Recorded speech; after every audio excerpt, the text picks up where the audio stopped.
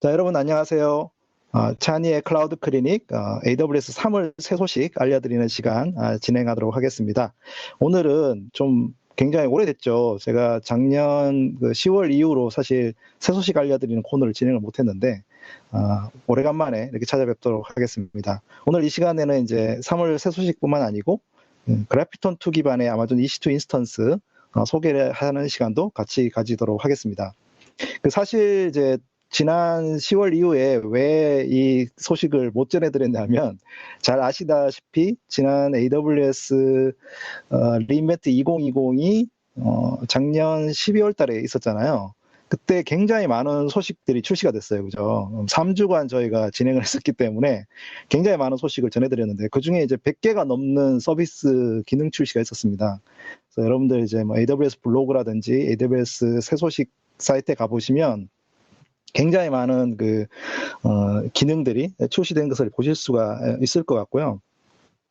관련해서도 굉장히 제가 몇 달 동안 또 많이 전해드렸었어요. 그 리인벤트 중에는 데일리 리캡이라 그래가지고 일주일에 3번씩 그 주간에 출시된 소식들을 이제 하나씩 이렇게 전문가 분들하고 같이 만나서 알려드리고 또 소개해드리고 하는 시간이 있었고요.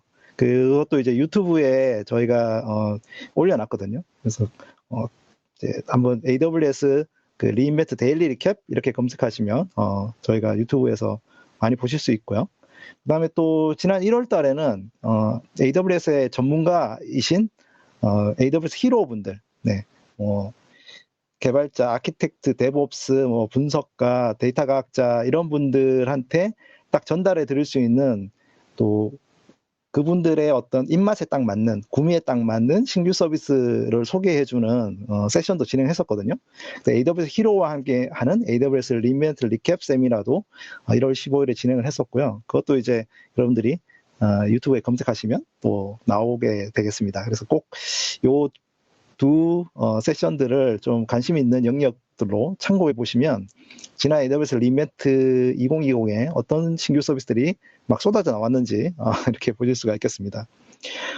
그러면 오늘은 그날 12월 달까지 있었던 리인벤트 이후에 이제 1월, 2월 달에도 계속해서 이제 신규 출시가 있었어요. 근데 대부분은 이제 리인벤트의 팔로업 출시들이 많았어요. 그러니까 리인벤트에서 나왔던 서비스들의 추가 기능이라든지 아니면 리전 간 확장 기능이라든지 이런 부분들이 이제 더 많이 있었거든요.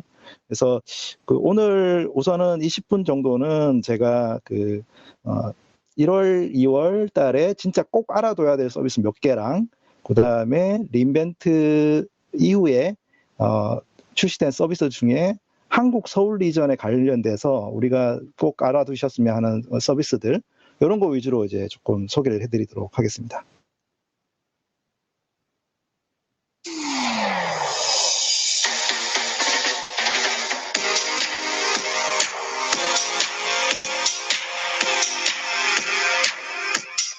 차은희의 클라우드 클리닉 AWS 테크 에반젤리스트인 윤석찬님과 함께합니다.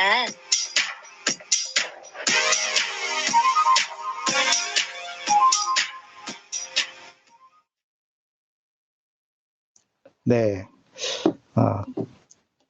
AWS에서 새 소식들은 항상 제가 코너 때마다 제가 알려드리는데 AWS의 What's New, 네, AWS Amazon.com의 co-new라고 하는 웹 URL로 들어가 보시면 신규 서비스 소식들을 우리가 늘 보실 수가 있어요. 그래서 최근에 나와 있던 주요한 신규 서비스들, 그 다음에 AWS의 유명한 이제 제프 바라고 하시는 에벤젤리스트가 계시죠. 그분이 하시는 영상 이런 것도 들어있고, 그 다음에 또 다양한 매일 올라오는 신규 런치 서비스들까지도 우리가 보실 수 있는 그런 장점이 있겠습니다. 네. 그래서 요거를 이제 다 보면은 너무 시간이 또 많이 걸리겠죠. 그래서 제가 하나씩 이렇게 소개를 해드리도록 하겠습니다. 네. 자, 먼저 제가 아까 말씀드린 대로 12월 달에 좀 새롭게 출시된 거 1월 달, 2월 달에 딱 알아둬야 되는 거 한두 가지 정도만 딱 먼저 얘기 드리고 3월 달 소식들을 이제 소개를 해드릴게요. 이제 지난 12월, 작년 12월, 그리고 올해 가장 큰 변화라고 하면은 AWS 고객들이 바로 알아채실 거예요. 특히나 이제, 저희들한테 그 돈을 내시는 그런 유료 고객들 같은 경우에 그 청구서가 좀 많이 바뀌었죠.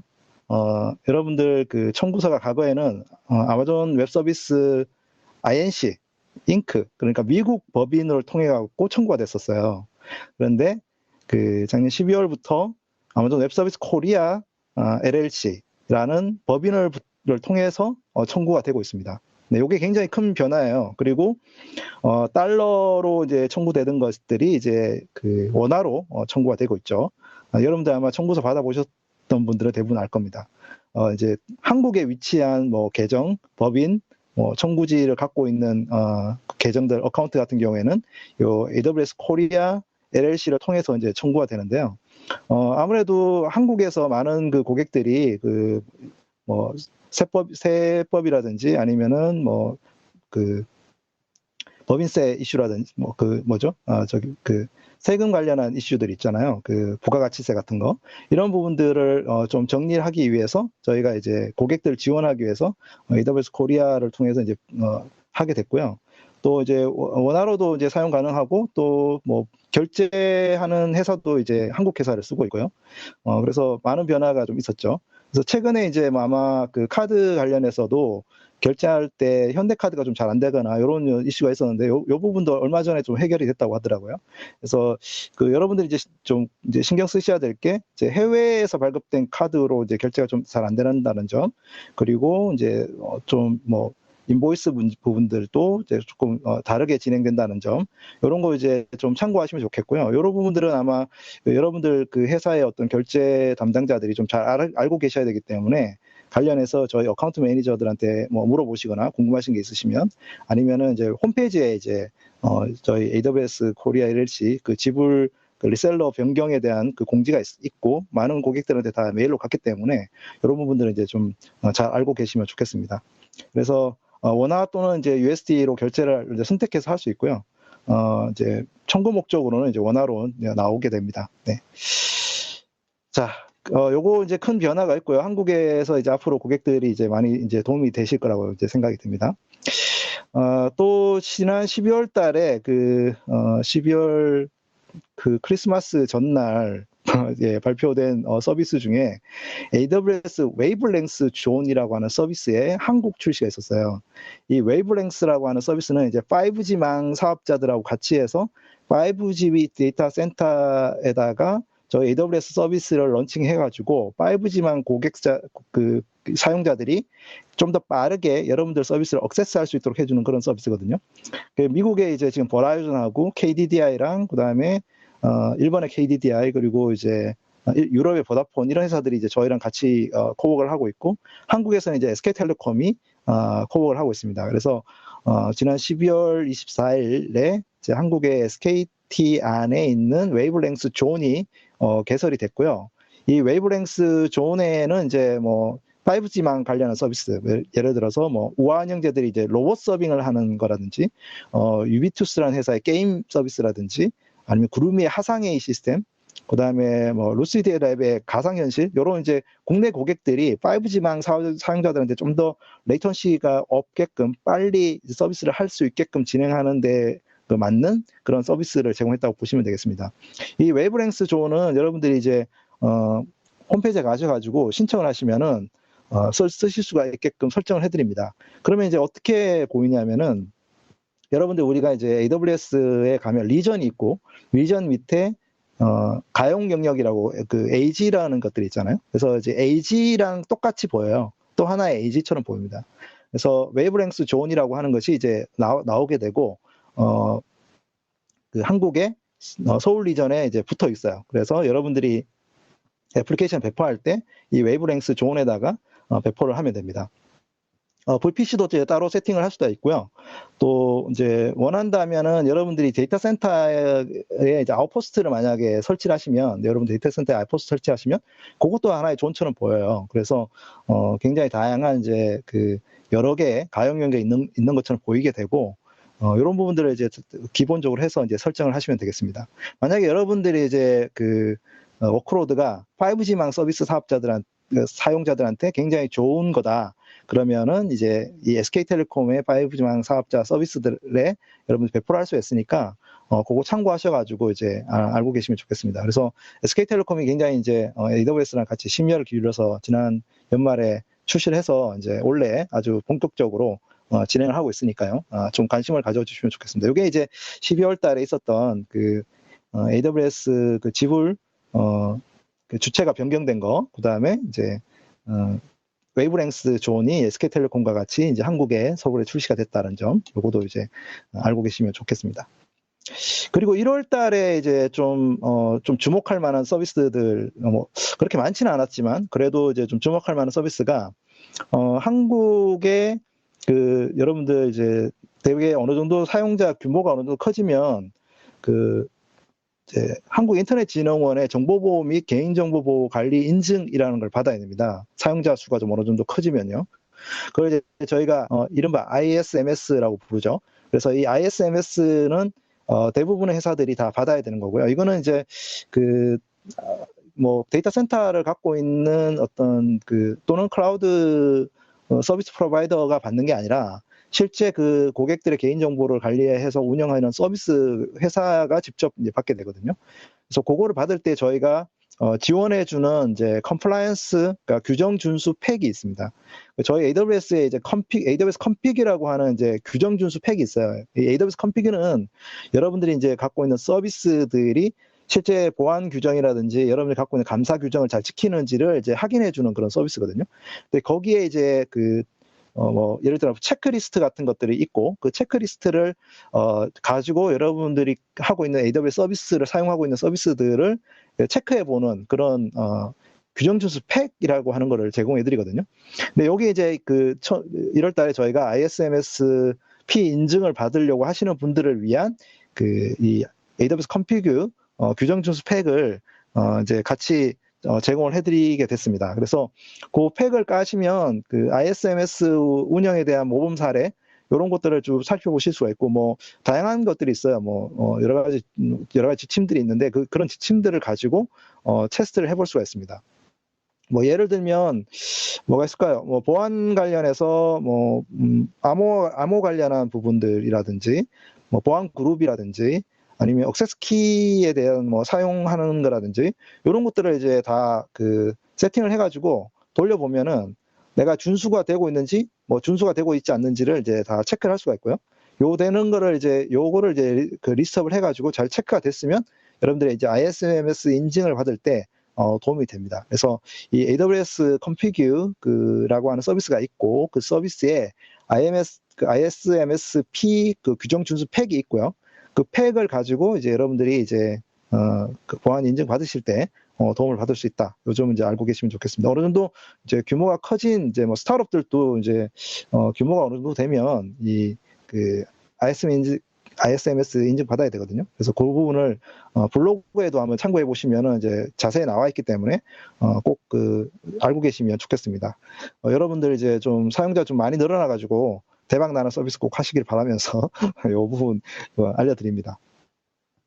그 다음에 이제 2월 달에 조금 중요한 런치 중에 하나가 오늘도 제가 뒤에 소개해드릴 그래피톤2 기반의 아마존 EC2 인스턴스 M6G, C6G, 그 다음에 R6G 이런 이제 인스턴스 타입들이 이제 새로 나온 것들을 이제 꼭 알려드리고 싶었고요. 요 인스턴스 타입 뒤에 이제 T4G라고 하는 인스턴스 타입도 이제 서울 이전에 나왔거든요.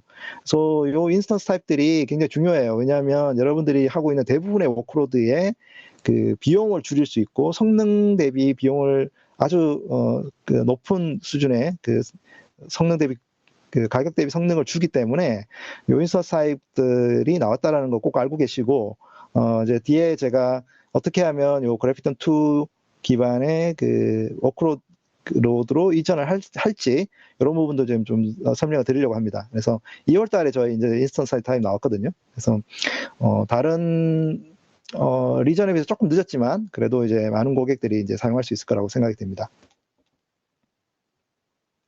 자, 3월 달에 이제 새로 출시된 것들을 쭉 한번 이렇게 살펴보도록 하겠습니다. 3월 2일 날 출시된 것 중에 아마존 매니지드 블록체인의 이더리움 그 네트워크의 그 메인넷에 참가할 수 있는 그런 어떤 그 서비스 기능이 추가됐어요. 그 아마존 매니지드 블록체인이라고 하는 서비스는 여러분들이 이제 블록체인 네트워크를 구성을 할 때 뭐 예를 들어서 뭐 서버 관리라든지 뭐 네트워크 관리 이런 걸 필요 없이 이렇게 완전 관리 서비스로 아마존이 AWS가 잘하는 거죠. 완전 관리 서비스로 제공해드리는 블록체인 서비스거든요. 기존에는 이제 하이퍼러처라고 하는 이제 그 프라이빗 블록체인을 서비스를 제공을 하고 있었고요. 이더리움도 이제 제공을 해드린다고 저희가 쭉 계속 얘기를 하고 있었잖아요. 근데 이번에 이더리움을 지원하게 됐습니다. 그래서 3월 달부터는 이더리움 네트워크에 이제 사용을 할 수 있게 됐고, 그다음에 또 요거는 이제 서울 리전도 같이 출시가 됐거든요. 그래서 뭐 콘솔에 가시면 좀 손쉽게 어떻게 이제 동작하는지를 이제 보실 수가 있어요. 그 아마존 매니지드 블록체인에 가면은 이제 콘솔에 가면 크게 이제 두 개가 있거든요. 하나는 이제 네트워크 생성하는 게 있고, 하나는 네트워크 가입하는 게 있어요. 그 기존에 네트워크 생성하는 것밖에 없었거든요. 근데 이제 네트워크 생성을 이제 클릭을 해보면 그 기존에 아까 제가 말씀드린 하이퍼러처 파블릭이라고 하는 이제 그 블록체인 네트워크를 생성할 수 있고, 그리고 이제 프라이빗 이더리움도 사실은 이제 저희가 지원할 예정인데 아직까지 조금 지원이 안 되고 있죠. 그러니까 이번에 그런데 출시된 거는 이제 프라이빗 이더리움은 아니고 그 기존의 그 퍼블릭 블록체인의 메인넷에 가입하는 노드를 만들 수 있는 서비스라고 보시면 되겠습니다. 그래서 그 콘솔에 이제 네트워크 가입이라고 하는 걸 클릭을 하면 그 블록체인 네트워크를 선택할 수가 있어요. 그 이더리움 메인넷에 들어가냐, 아니면 이더리움 테스트넷이 두 개가 있더라고 하더라고요.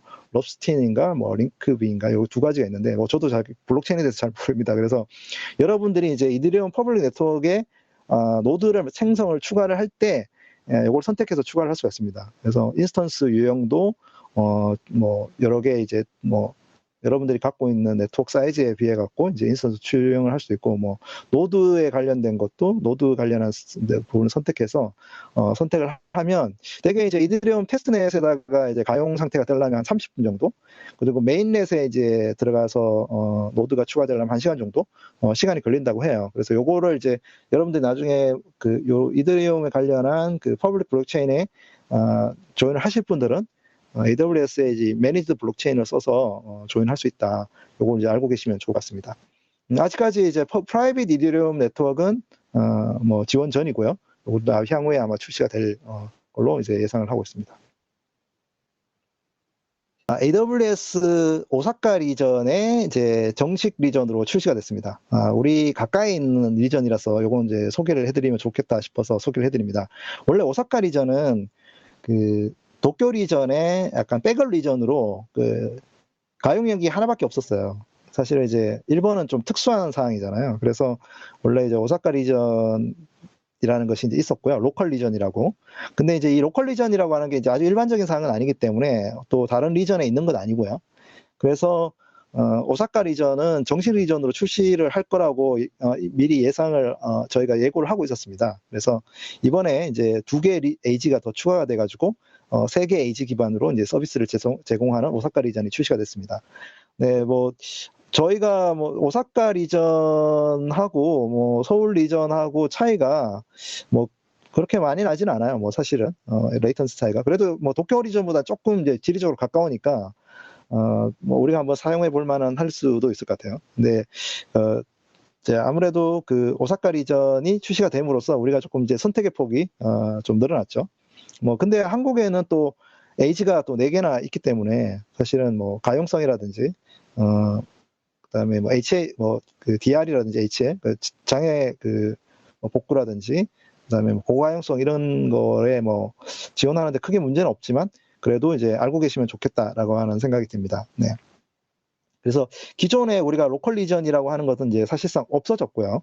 이 로컬 리전이라고 하는 AG가 하나이면서 백업을 하는 용도로 저희가 기획을 했었는데 이 오사카 리전이 AG가 3개가 되고 정식 리전을 출시함으로써 이제 로컬 리전이라는 개념은 없어졌고, 다만 그 저희가 특정 리전의 종속적인 로컬 존이라는 건 있죠. 이 로컬 존이라고 하는 거는 이제 AG가 하나 또는 2개 정도인 존이고요.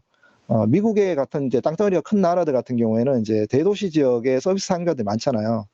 뭐 예를 들어서 로스앤젤레스라든지 애틀란타라든지 뭐 마이애미라든지 보스턴 이런 데는 굉장히 사용자가 많거든요. 근데 거기에 리전이 위치하고 있지는 않잖아요.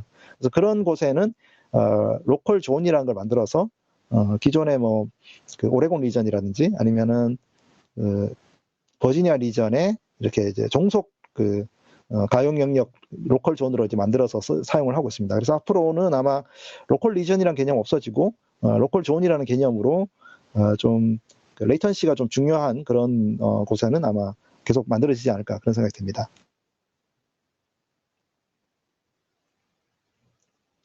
자, 3월 10일 날 출시된 거 중에요. 요건 이제 제가 또 블로그 글을 써서 좀 관심이 많았는데요.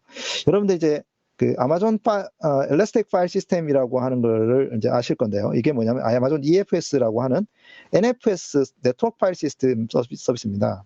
그래서 기존에 우리가 EBS 볼륨은 이제 EC2에 붙어 있는데 그 하나의 인스턴스에만 이게 EBS 볼륨을 붙일 수가 있잖아요.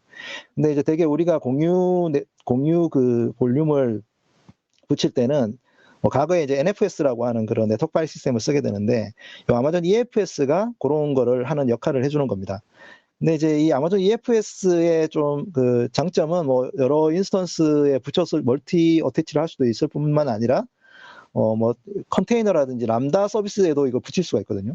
그래서 람다 같은 경우에는 이제 약간 스테이트 리스한 서비스에만 주로 사용을 해왔다가 그 아마존 EFS가 지원이 되면서 스테이트풀한 그런 기능들, 그러니까 이제 영구 스토리지를 지원해 주니까 그거를 이제 붙여갖고 사용할 수 있는 그런 장점도 있습니다. 그러니까 EC2의 뭐 어떤랑 또 람다 같은 경우에 하나의 그 디스크를 이제 서로 공용으로 쓸 수 있는 그런 장점도 있잖아요.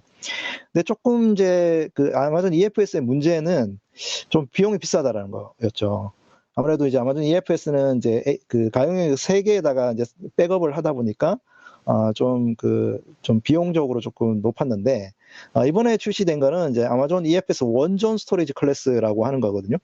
하나의 존에만 이 EFS 스토리지를 붙여놓는 거예요. 되게 우리가 이제 어떤 서비스를 할 때도 여러 에이지에다가 이렇게 가용성도 중요하지만은 뭐 이제 하나의 에이지에다가 놓더라도 충분히 가용성을 확보하면서 운영할 수 있는 서비스가 있거든요. 그런 경우에 이제 원전 스토리지 클래스를 사용하면은 좋겠다는 생각이 들고, 만약에 여러분들이 이제 멀티 에이지로 구성이 돼 있다고 하더라도 요 원전 스토리지 서비스는 기본적으로 백업이 활성화돼 있어요. AWS 백업으로. 그래서 항상 백업 시점을 해가지고 늘 백업을 하고 있고, 혹시 이제 장애가 났을 때 바로 백업을 해서 사용할 수 있기 때문에 뭐 가용성 측면에서도 크게 무리는 없다고 보여집니다. 제가 보기엔. 요거 제가 블로그 쓰면서 이제 알아봤던 사실인데, 근데 이제 약간의 이제 백업하는데 시간이 약간 좀 더 걸리겠죠. 그렇지만 요 원전 스토리지 클래스가 가격이 굉장히 저렴해요. 기존에 우리가 EFS 쓰는 것보다는 굉장히 저렴하기 때문에 우리가 이제 요거 한번 선택해 볼 만하다. 그리고 기존의 스탠다드보다는 47% 정도 비용이 절감이 되고, 만약에 우리가 자주 이 라이프 사이클이죠. 데이터 라이프 사이클을 사용을 하면 80% 정도 되는 비용 정도의 비용 절감 효과가 나온다고 합니다. 그러니까 한번 이제 사용해 볼 만큼 좋은 EFS 솔루션 옵션이라고 생각이 듭니다. 네, 요거 한번 꼭 EFS 쓰시는데 돈 좀 많이 나오는 그때 우리가 가용성 이슈가 아주 그렇게 크리티컬하지 않다. 그렇다면 한번 이제 해볼 만하다 이런 생각이 드네요.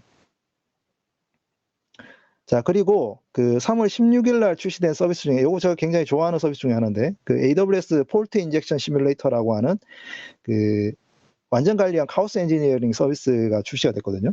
요거는 이제 지난 리인벤트 때 출시 예고를 했는데 금방 출시된다고 했는데 조금 오래 걸렸네요. 네, 저도 금방 출시될 줄 알았는데 좀 오래 걸렸고, 요 서비스는 굉장히 재밌는 게 뭐냐면 우리가 하고 있는 실제 프로덕션 환경에다가 장애를 주입해서 어떻게 되나 보자 이렇게 해서 네, 그렇게 해주는 카오스 엔지니어링이라는 개념에 맞는 그런 서비스입니다. 네, 되게 우리가 이제 유닛 테스트라든지 뭐 이런 걸 많이 하지만 실제 장애가 나는 거는 어떤 상황에 나는지 좀 우리가 좀 굉장히 문제가 될 그게 어떤 상황이 나는지 그게 우리가 알 수 없는 경우가 꽤 많거든요. 그래서 넷플릭스라든지 아마존 같은 회사들은 요런 장애사항들을 장애사항에 대한 어떤 테스트를 하기 위해서 이 카오스 엔지니어링이라는 기법을 쓰거든요. 그래서 그런 기법들을 잘 테스트해 줄 수 있는 완전 관리형 서비스라고 보시면 되겠습니다. 네.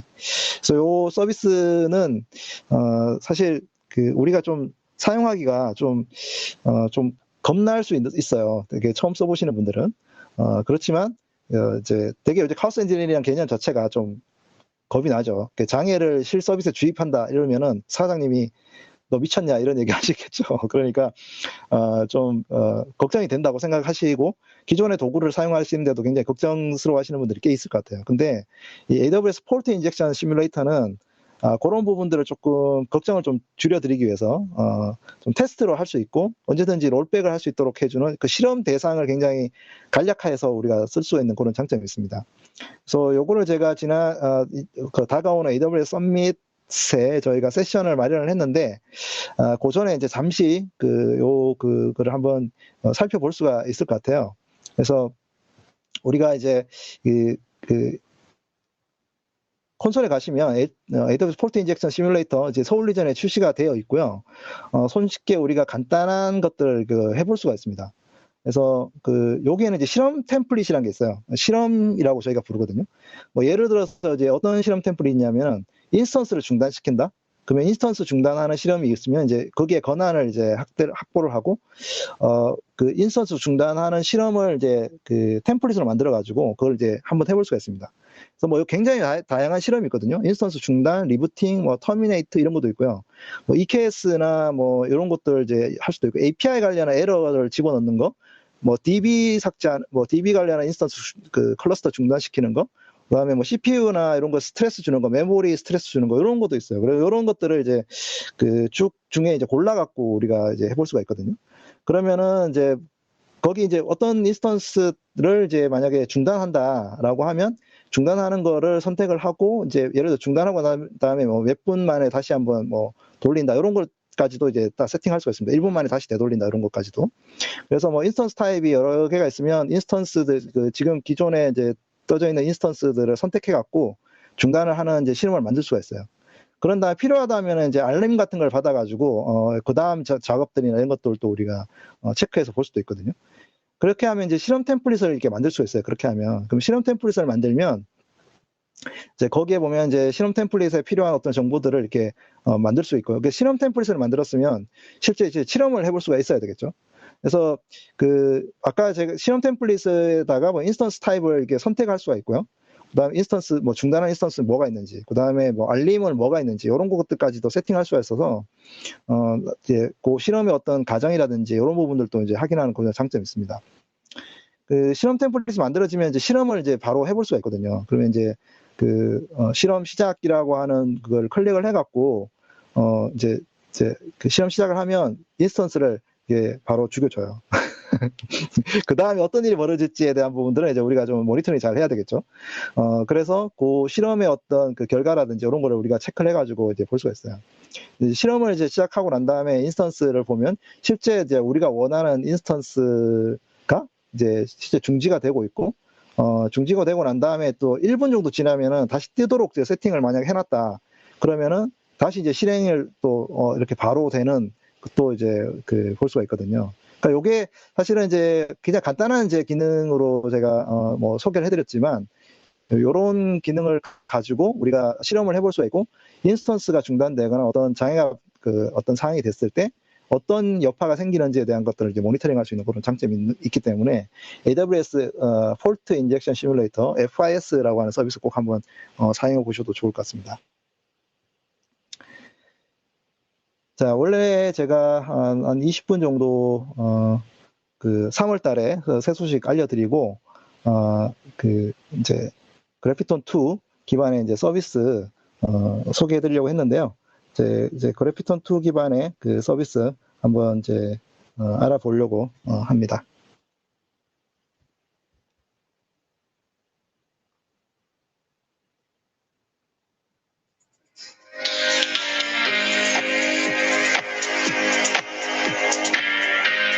지금 여러분은 차은희의 클라우드 클리닉을 듣고 계십니다.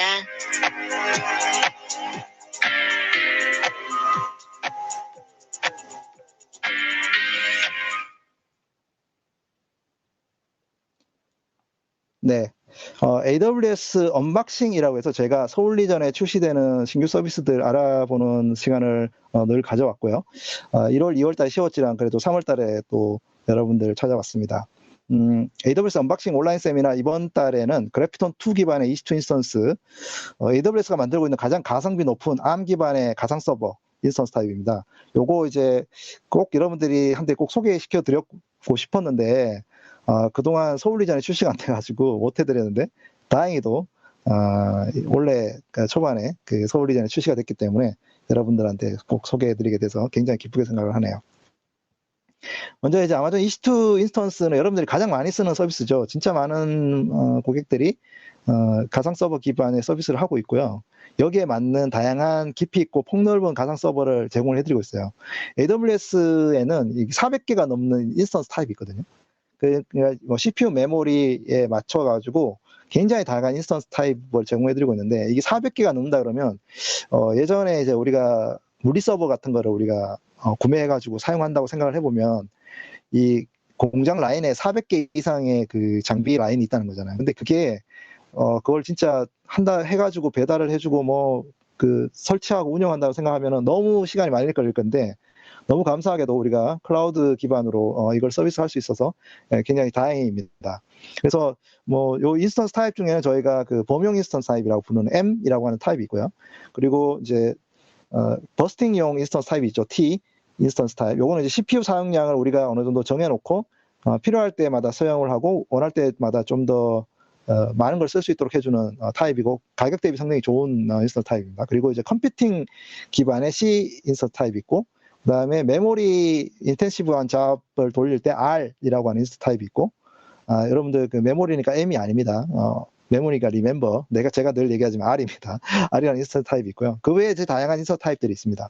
근데 이제 우리가 인스턴스 타입들이 뭐 굉장히 많이 있는데, 또 중요한 건 뭐냐면 다양한 선택사항도 있다는 거예요. 그 중에 뭐 프로세서에 대한 선택사항도 있고, 그다음에 메모리나 스토리지, 그다음에 네트워킹, 그다음에 뭐 이게 베어메탈로 우리가 서비스를 받을 수도 있거든요. 그래서 그런 그 다양한 어떤 방식으로 이제 서비스를 받을 수가 있는데, 그 최근에 이제 그 아마존 EC2 인스턴스들의 그 프로세스 선택 옵션이 굉장히 다양해졌어요.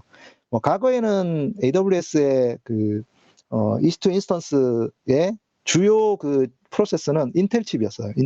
인텔 기반으로 이제 만들고 있었는데, 몇 년 전부터 이제 AMD 기반의 그 프로세서가 탑재가 되기 시작했고, 또 AWS가 그 실제 안나푸르나라고 하는 회사를 인수를 해가지고 그 칩셋을 직접 만들고 있거든요. 그래서 인스턴스 칩셋도 만들고 머신러닝 칩셋도 만들고 그다음에 하이퍼바저용 칩셋도 만들어서 제공을 해드리고 있어요. 근데 요거를 이제 그 좀 더 확장을 시킨 게 AWS 그래피톤이라고 하는 프로세서가, 요게 이제 가상 서버용 인스턴스 타입입니다. 네. 그리고 머신러닝용 추론 인스턴스 타입 있죠. 여러분 들어보신 인프렌시아라고 하는 것도 있고, 그다음에 아까 제가 하이퍼바이저용 인스턴스 타입 그 네트워크 카드나 뭐 그런 스토리지 카드나 이런 데 들어가는 칩셋은 이제 나이트로라고 하는 칩셋이 있고요. 이런 걸 이제 저희가 만들기 시작하고 있습니다. 그래서 이제 AWS는 그 인텔이나 AMD 칩셋처럼 여러분들이 선택할 수 있는 다양한 그 인스턴스 타입을 선택할 수 있도록 해주는 그런 부분들을 제공해드리고 있고, 그 저희가 만드는 그래피톤 인스턴스 프로세스는 이제 64비트 ARM 코어 기반의 맞춤형 인스턴스 타입이고요. 클라우드에 딱 맞는 그런 워크로드에 맞게끔 최적화를 시켜서 저희가 요 인스턴스 타입을 만들어서 제공해드리고 있습니다. 그래서 기존의 인텔이나 AMD X86 기반에 대비해서 가격 대비 성능이 굉장히 높고요. 기본적으로 인스턴스 타입을 바꾸기만 해도 20에서 50%까지 가격이 바로 비용이 절감되는 걸 보실 수가 있어요. 네, 요건 이제 나중에 설명해 드릴게요. 그래서 꼭 요걸 좀 잘 알고 계시면 좋겠다라고 생각이 듭니다. 되게 이제 많은 분들이 ARM 기반의 그 인스턴스로 바꾼다 그러면 이거 잘 돌아가나? 이제 이렇게 하는 그 질문들을 많이 하세요. 여러분들 최근에 여러분들 그 맥북도 애플이 ARM 기반으로 만들어서 M1 그 맥북 프로를 출시를 했잖아요. 그래서 그 얘기 뭐냐면, 여러분들 개발하는 랩탑도 바꿀 수 있었다라고 하면은 애플리케이션들 사용하는 것도 충분히 바꿀 수 있다라고 생각하시면 됩니다. 네. 뭐 운영체제, 웬만한 그 커머셜 운영체제나 오픈소스 운영체제 다 지원이 되고요. 컨테이너 같은 경우도 런타임 다 지원을 합니다. AWS에 있는 뭐 ECS나 EKS뿐만 아니고 이제 도커나 쿠버네티스까지 다 지원을 하고, 이제 그 대개 그 나중에 그 컨테이너 같은 경우에는 이제 컨테이너 이미지를 빌드할 때 뭐 x86용이랑 암용으로 암 64비트용으로 따로 이렇게 빌드를 이제 할 수가 있습니다. 네. 그리고 언어 같은 경우도 뭐 C++, 자바, 파이썬, PHP, 뭐 고, 루비, 넷, 뭐 .NET, 노드.js 이런 거 다 지원을 하고요. 기존에 이제 그 오픈 소스 관련한 뭐 데이터베이스라든지 아니면은 모니터링 도구라든지 보안 도구라든지 빌드 테스트 도구들 이런 거 있잖아요. 뭐 예를 들어서 뭐 마리아DB나 MySQL, 뭐 PostgreSQL, 그다음에 뭐 쉐프이나 뭐 데이터독, 스플렁크, 그리고 보안 도구 같은 경우는 뭐 크라우드스트라이크나 뭐 싱커, 뭐 테너블, 뭐 빌드 테스트면 서클 CI나 뭐 GitHub 액션이나 뭐 젠킨스 뭐 이런 서비스들 다 이제 그 이제 암 64비트 지원 생태계에 들어와 있어요. 그래서 굉장히 많은 애플리케이션들을 마이그레이션 하는데 큰 문제가 없다. AWS 서비스들도 이미 어느 정도는 이제 대부분 다 지원하고 있습니다. 뭐 클라우드 와치나 배치, 뭐 코드 관련한 서비스들, 그다음 시스템 매니저, 뭐 이미지 빌더 관련한 마켓플레이스에 올라가는 것들 암 기반으로 다 제공이 되고 있거든요. 되게 이제 운영체제 컨테이너 같은 경우 이미 AMI로 다 암 64비트용 AMI를 제공을 하고 있어요. 그 아마존 머신 이미지. 그래서 그 주요 리눅스 운영판 100% 다 제공을 하고 있고, 아까 이제 컨테이너 같은 경우에도 이제 멀티 아키텍처 병렬 빌드를 할 수가 있습니다. 네.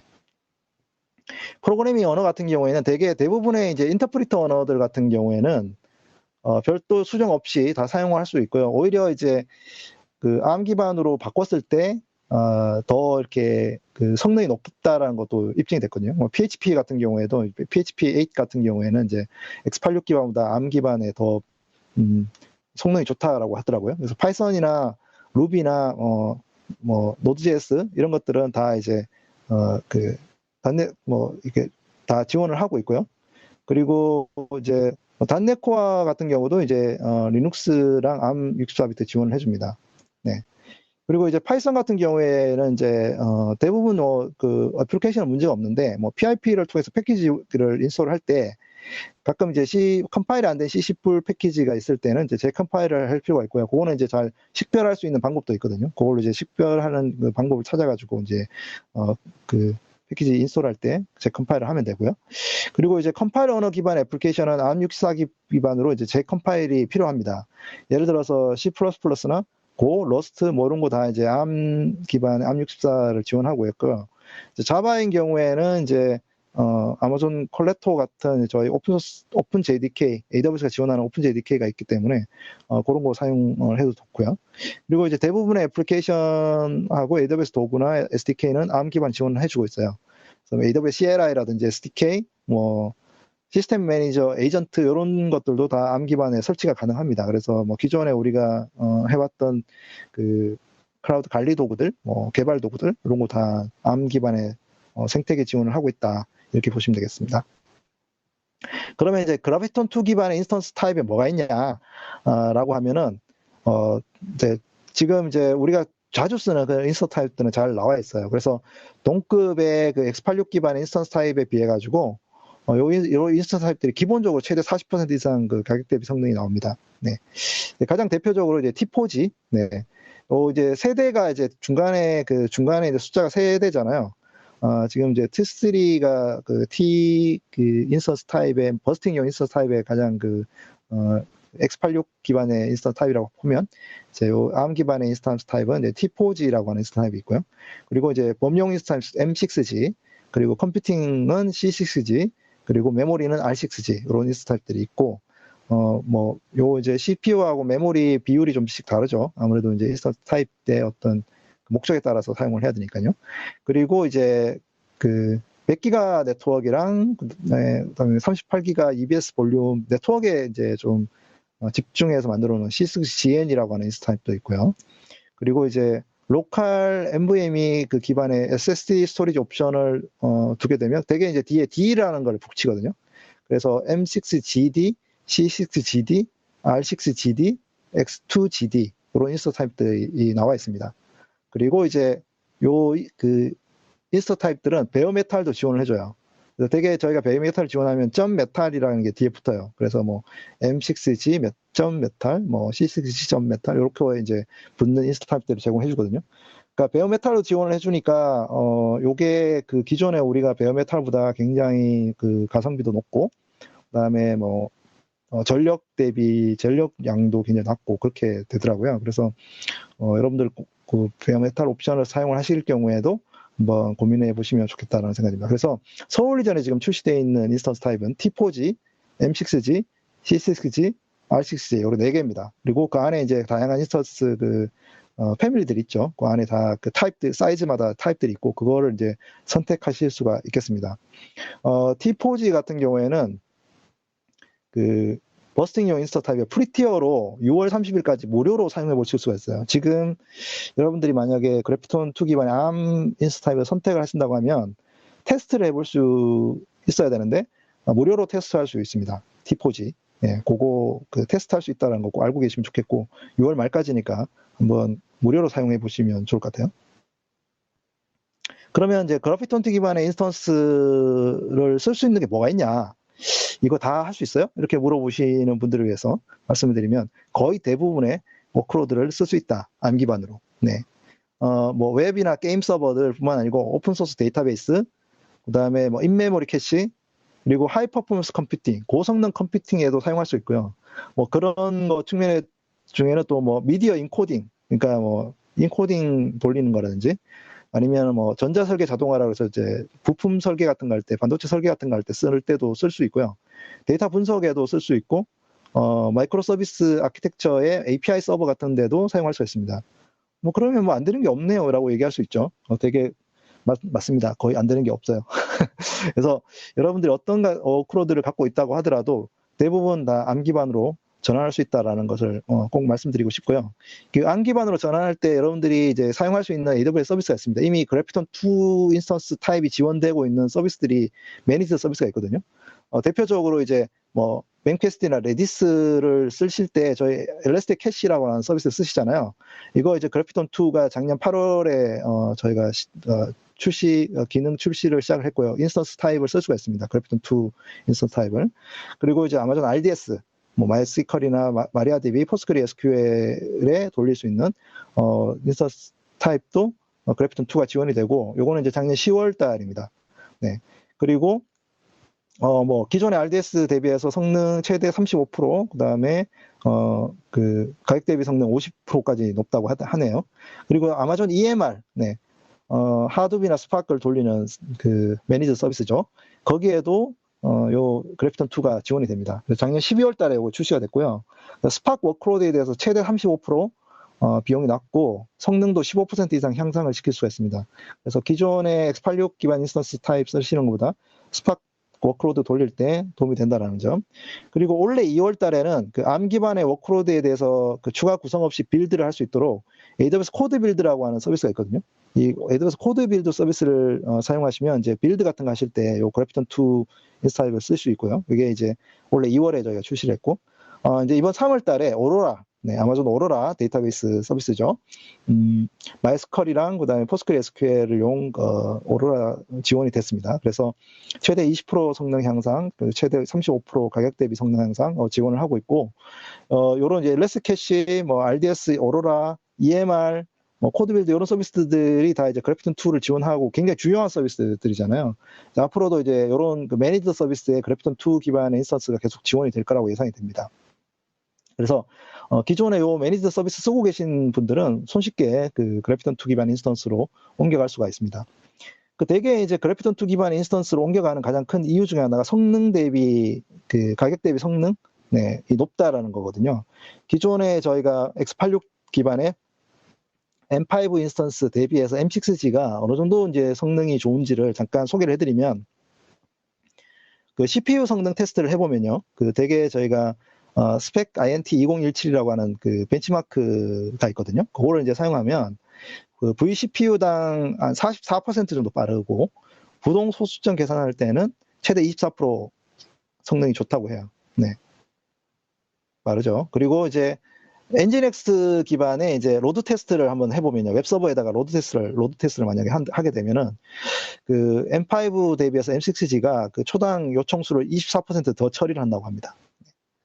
그리고 뭐 memcachd에서 캐싱 성능 같은 거를 해보면 그 43% 정도 처리량, 그 스루풋을 추가로 처리를 하고, 근데 또 이제 중요한 거는 뭐 처리량도 중요하지만 그 캐싱하는 그 레이턴시도 중요하잖아요.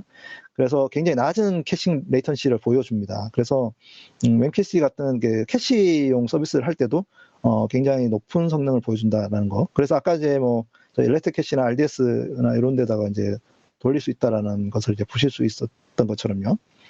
그리고 또 이제 뭐 이런 이제 그냥 일반적인 애플리케이션이랑 뭐 DB, 뭐 인메모리 DB에만 쓸 수 있는 게 아니라 아까 제가 말씀드렸죠. 그 고성능 컴퓨팅 또는 높은 성능의 어떤 거가 필요할 때도 사용할 수 있다고.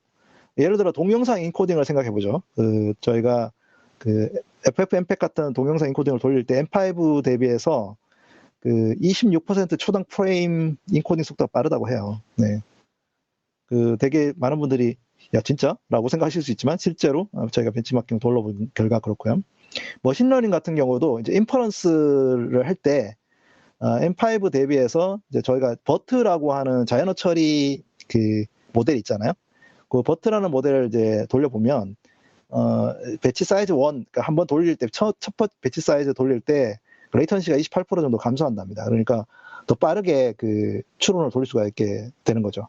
그래서 이런 거는 진짜 우리가 여러분 잘 모르셨죠. 어떻게 ARM 기반의 그 인스턴스가 더 X86보다 빠르다라고 느끼기 어려운데 실제로 이제 그렇게 된다는 거고요. 정말 중요한 게 하나 있어요. 여러분 이게 ARM 기반의 그 우리가 그 디바이스들 보면은 대부분 다 전력을 많이 안 먹잖아요. 네. 굉장히 또 전력량이 적다라는 건 굉장히 데이터 센터에 굉장히 큰 전력 사용량이 데이터 센터는 굉장히 큰 이슈인데 되게 CPU 전원의 효율성을 보면은 이제 그 베어 메탈인 경우에 R5 메탈 대비해서 R6G 메탈인 경우에 그 와트당 퍼포먼스가 2.5배 정도 높다고 합니다. 그 얘기는 뭐냐면은 되게 전력을 많이 쓰면 탄소 배출이 많이 되고 온실가스가 많이 나오잖아요. 그런데 이제 우리가 ARM 기반의 요 그래피톤2 기반 인스턴스를 사용을 하면 전력량이 2.5배 감소된다는 거예요. 그러면은 거기에 상응하는 전력 대비 온실가스 배출량도 줄어들겠죠. 물론 저희 AWS에도 도움이 되지만 여러분들이 요거를 쓰심으로써 애플리케이션을 돌려줌으로써 네, 지구의 기후 변화에도 영향을 미치게 됩니다. 그래서 이런 좀 대의를 가지고 그래피톤2 기반으로 좀 옮겨 가야 되겠다. 이런 생각도 좀 해보시면 좋겠다는 생각이 드네요. 자, 이 그래피톤2 기반 인스턴스를 쓰는 회사들 진짜 많이 있어요. 네, 그 내가 처음 아냐 이렇게 생각하지 마시고, 네, 굉장히 많은 회사 쓰고 있습니다. 뭐 데이터독 우리가 잘 알고 있는 파트너 회사들 중에 보면 데이터독이나 하시코프 이런 회사들 다 사용하고 있고, 또 유명한 회사들 중에 뭐 리프트나 넷플릭스 그리고 뭐 스냅 뭐 이런 회사들 다 그래피톤2 기반으로 옮겨갔습니다. 네. 그 가끔 이제 제가 트윗을 보면은 그래피톤2 기반으로 옮겨간 회사들이 약간 신한 간증처럼 이제 간증하시는 것들을 이렇게 볼 수가 있거든요. 저희 NDJC CEO께서 가끔 리트윗을 하시는데 그 그래피톤2 기반의 인스턴스 타입을 옮기신 분들이 트윗을 하면 보는 거 보면은 자기가 이제 그래프를 보여줘요. 이렇게 그래피톤2로 옮기기 전과 후의 비용 그래프를 이렇게 딱 보여주면서 와 이렇게 떨어졌어라고 하는 거를 이렇게 보여주고 있더라고요. 그래서 예를 들어서 이제 그 그래피톤2로 옮겼을 때 기존에 뭐 그 C3 인스턴스, C5 인스턴스를 쓰시던 고객인데 C6G로 바꾸고 난 다음에 비용이 이제 50% 정도 다운돼 있는 그 비용 그래프, 탁 내려간 너무 아름다운 그래프를 이렇게 트윗을 하신 경우도 있고요. 얼마 전에 이제 한국에서 그 그래피톤2로 옮기신 그 DB를 그래피톤2로 옮기신 고객이 트윗을 하셔가지고 제가 이걸 그 캡처를 했는데 그 한국의 그 고객들 같은 경우에는 어떤 고객이시냐면 RDS의 MySQL 5.7에 M5 엑스라지를 쓰시던 분이었는데 오로라 MySQL 그 R6G 엑스라지로 바꿨거든요. 근데 변경한 다음에 그 서비스 응답 속도는 3배, 4배 이상 향상이 됐대요. 서비스 응답 속도가. 와, 대단하죠. 비용은요? 비용은 조금 비싸요. 조금. 거의 비슷한데, 조금 비싼데, 네. 여러분들이 DB도 옮겼을 때 이 성능도 확 좋아진다는 거예요. 3배, 4배.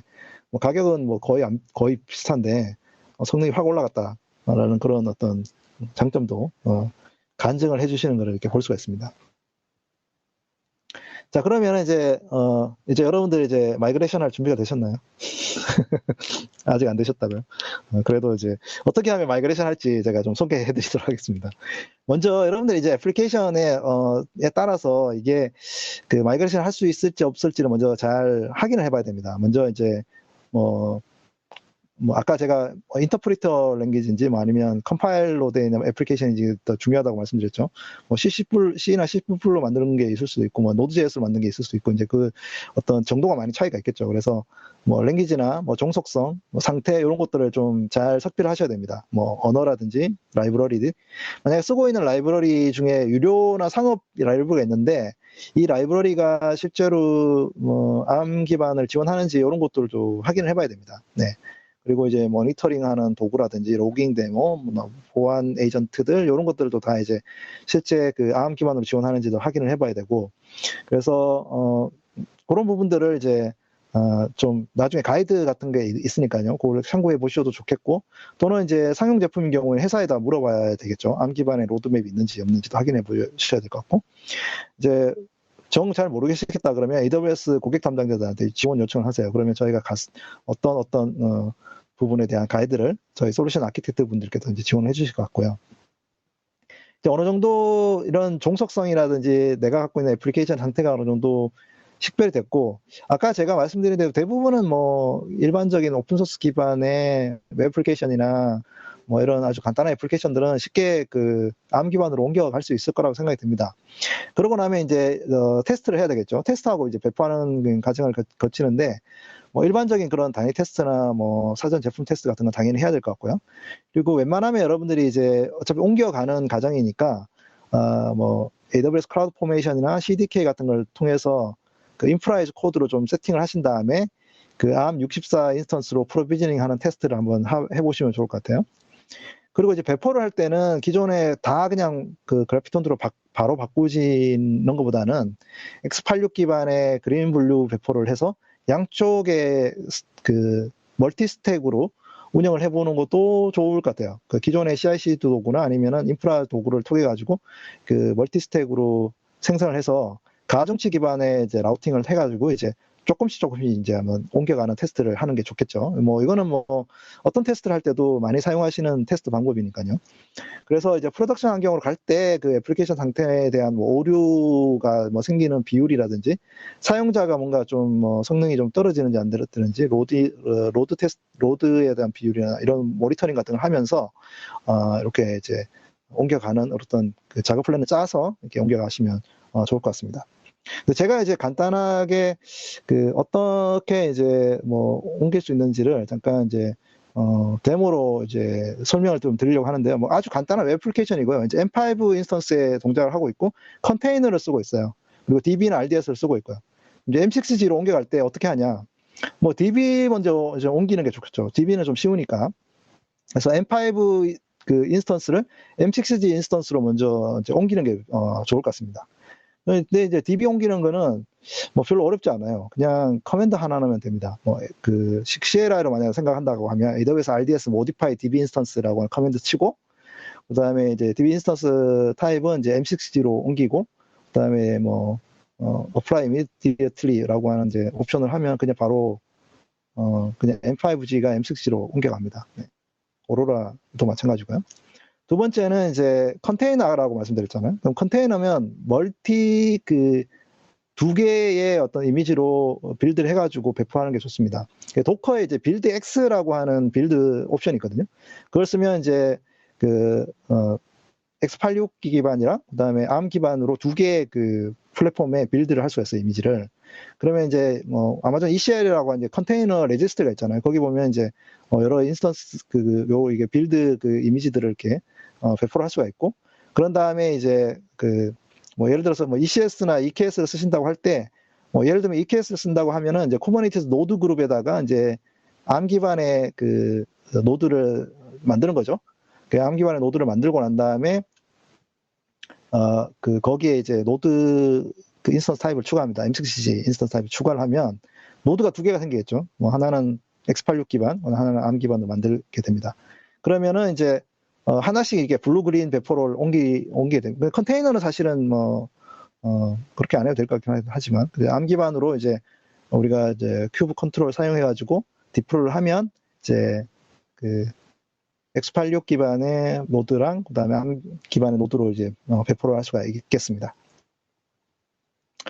자, 이제 마무리를 하려고 하는데요. 그래피톤2 기반 인스턴스 굉장히 다양한 이 워크로드에 대해서 사용할 수 있습니다. 그래서 기존의 X86 인스턴스에 비해서 비용 대비 성능이 40% 이상 좋습니다.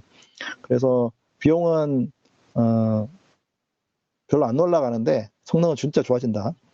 그리고 6월 30일까지 이제 T4G 무료 평가판이 제공이 되고 있거든요. 그래서 여러분들 그래피톤2를 한번 들어가셔가지고 한번 테스트를 꼭 해보세요. 네. 그리고 제 홈페이지에도 그래피톤2 관련한 정보도 있고, 또 저희가 아예 이제 이 그래피톤 인스턴스로 옮겨가려고 하는 워크로드에 대해서 아까 이제 프로그래밍 언어라든지 운영체제, 그다음에 컨테이너, 그리고 각종 애플리케이션들의 현재 상태, 이런 걸 정리해 놓은 거를 GitHub에다가 이제, 정리를 해놨거든요. 그래서 그 데이터도 계속 저희가 업데이트를 하고 있어요. 그래서 요거 이제 참고로 하시면 굉장히 도움이 될 것 같고, 필요하시다면 여러분들이 AWS의 고객 담당자들 꼭 찾아가셔가지고 도움을 받으시면 좋겠습니다. 제가 이 그래피톤2 인스턴스 꼭 추천드리는 게 아까 기후변화 이런 어떤 부분에 대의도 있고, 또 가격 대비 성능도 굉장히 좋고, 또 좀 새로운 어떤 변화잖아요. 사실은 X86에서 ARM 기반으로 넘어간다는 거. 그리고 만약에 여러분들이 이제 애플 맥북을 쓰신다면 빨리 해보시는 게 좋겠죠. 네. 그래서 향후에 좀 굉장히 좋은 어떤 개발 환경, 그다음에 이런 것들이 나왔으면 좋겠습니다. 이런 걸 통해서. 네.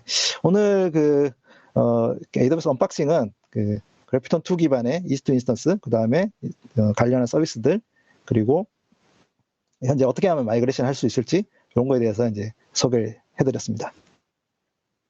AWS 서울 서밋이 이제 5월 15일 날 개최가 되거든요. 네. 꼭 여러분들 지금 등록 기간이니까 등록하시고 5월 11일, 12일 양일간 개최가 되고 굉장히 많은 세션들을 준비하고 있습니다. 그리고 저희 커뮤니티에서도 세션 준비하고 있고, 아까 제가 AWS 폴트 인젝션 시뮬레이터 서비스도 소개해드렸는데, 그 서비스도 이제 아마 세션 하나에다가 이제 넣어서 소개를 해드리려고 하니까요. 참고해 주시면 좋겠고, 많이 참여해 주시면 감사하겠습니다.